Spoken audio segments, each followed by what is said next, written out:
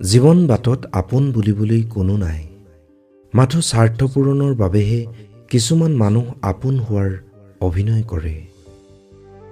তোমাৰ সুখৰ বাবেই যদি তোমাক পাহৰি যাব লগা হয়, তেন্তে মই পাহৰিবলৈ ৰাজি আছো।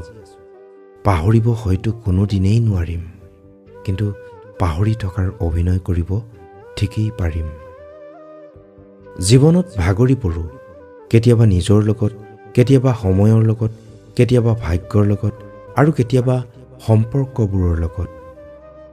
মাজে মাজে মনলৈ আহে অলপ স্বাৰ্থপৰ হোৱাৰ দৰকাৰ আছে, কাৰণ যিমান দেখিছোঁ সকলোতে স্বাৰ্থপৰ মানুহবোৰেই বেছি সুখী, আৰু নিস্বাৰ্থ মানুহবোৰৰ চকুত সদায় চকু পানী। সলনি হোৱা সকলোৱে দেখা পায়, কিন্তু সলনি হৈ যোৱাৰ কাৰণটো কোনেও দেখা নাপায়। তিনিটা সত্য কথা একমাত্ৰ সময়ে চিনাকি দিয়ে কোন কাৰ কিমান আপোন। জীৱন সংগ্ৰামত পৰীক্ষাৰ নম্বৰ নহয়, সময়ৰ অভিজ্ঞতাহে প্ৰয়োজন হয়। টকাই কেৱল অহংকাৰ আনিব পাৰে, সুখ আৰু সন্মান কেতিয়াও আনিব নোৱাৰে। মানুহে দুখবোৰ সহ্য কৰিব পাৰিলেও কেতিয়াও মিছা কথাবোৰ সহ্য কৰিব নোৱাৰে। মনত ৰাখিবা, পানীতকৈ চাহৰ মিঠা বেছি, তথাপি পানীহে পিয়াহ গুচাব পাৰে। গুণতকৈ ৰূপৰ জিলিকনি বেছি, কিন্তু গুণেহে মানুহক মহান কৰে। পৃথিৱীৰ সকলোতকৈ ডাঙৰ ডাষ্টবিন হ'ল মানুহৰ মন। এই মনটো যদি পৰিষ্কাৰকৈ ৰাখে, তেন্তে গোটেই পৃথিৱীখন ধুনীয়া হৈ থাকিব।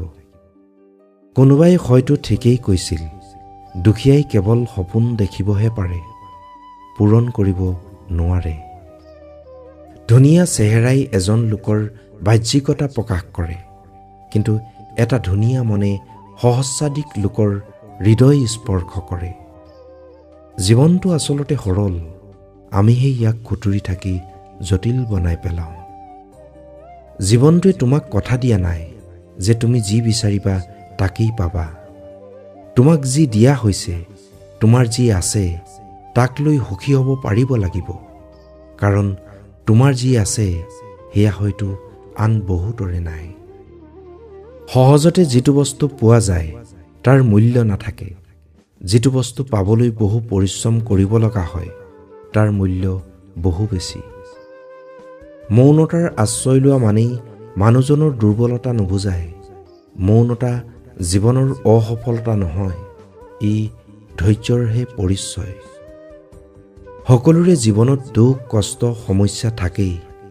এইবোৰক যদি আমি জীৱনটো নতুনকৈ সজাবলৈ ভগৱানে দিয়া উপহাৰ বুলি ভাবোঁ, তেতিয়া হয়তো জীৱনটো বেছি জটিল নহ'ব। হাঁহি থকা মানেই সুখী নহয়, হাঁহিৰ মাজতো দুখ থাকে। কাষত থাকিলেই আপোন নহয়, দূৰত থাকিও আপোন হ'ব পাৰি।